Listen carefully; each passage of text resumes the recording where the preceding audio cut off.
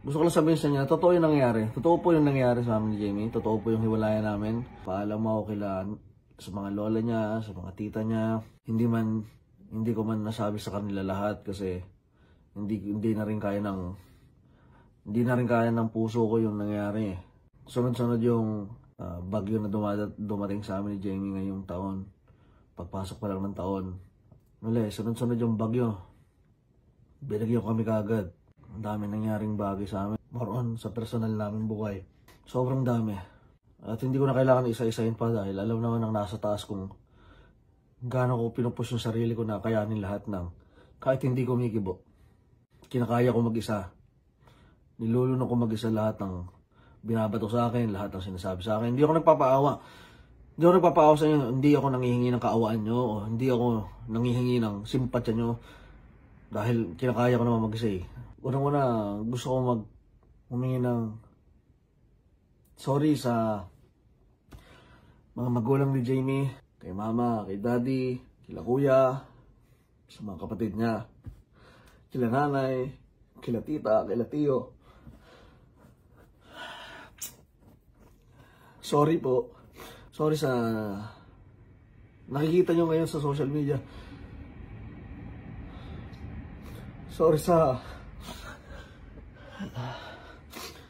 Sorry kung ganito yung nangyari sa amin ng anak nyo, ng apo nyo. Sorry po.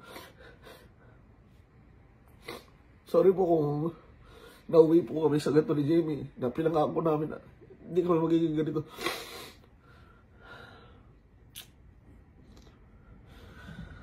Sorry po. Kung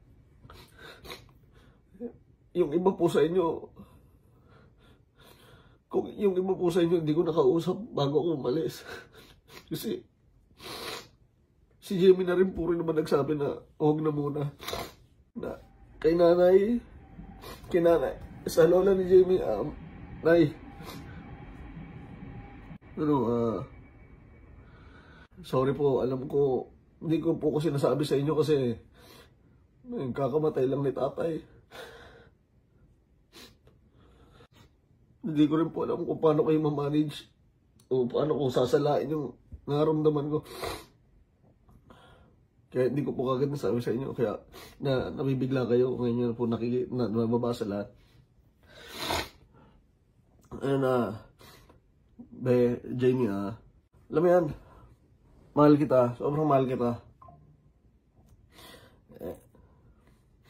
And naiintindihan ko kung bakit naging ganito tayo. Alam ko kung gusto mong i-heal yung sarili mo, and gusto mo rin mag-heal ako sa mga trauma ko, sa mga laban natin sa utak natin. Alam kong gusto mong ipahinga natin tong buhay natin dahil masyado tayo nabigla sa lahat ng bagay. Naiintindihan ko. Dito lang ako, naghihintay ako sa'yo. Bumalik ka. Kapag mahal mo na ako ulit, kapag alam mo na ulit akong mahalin, tatanggapin, nandito lang ako. Maghihintay ako sa'yo. Ayoko na masyadong habaan pa. Pero wala. Gusto ko lang sabihin din sa inyo na wala na akong kailangan ipalit. Wala na akong kailangan papasukin ulit sa buhay ko. Ikaw na yung buhay ko eh. Ikaw na nag-correct sa mga mali ko. Ikaw na. Hihintay na lang kitang bumalik.